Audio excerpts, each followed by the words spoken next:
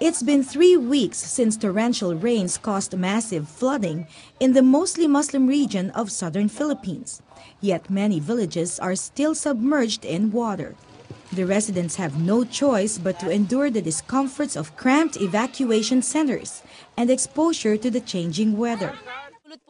It is very hot here during the day, but at night it is cold and windy. Most of the evacuees, especially the children, get sick with cold, cough, and fever. The residents here are very poor. Our blankets are too worn out to keep us warm. They also suffer from diarrhea and infections due to lack of clean water and poor sanitation.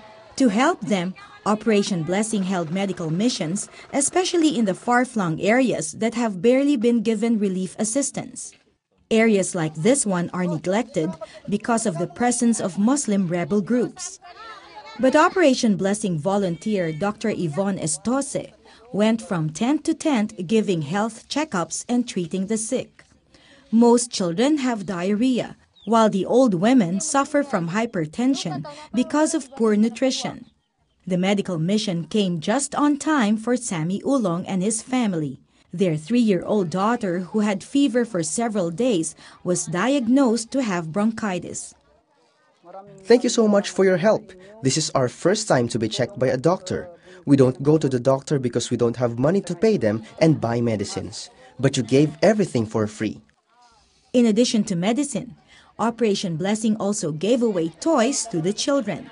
For many children, it's the first real toy they've ever owned.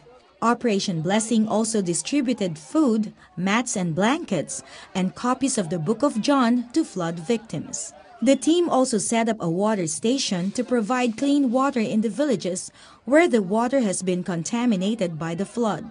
While the evacuees are waiting for the flood water in their villages to subside, Operation Blessing is there to ease their suffering and spread God's love in these Muslim communities. I am overwhelmed to know that for most of them, I am the first doctor they saw. I hope they really felt God's love and that they experienced through us that Christ's love is real. Lucille Talusan, CBN News, Cotabato, Philippines.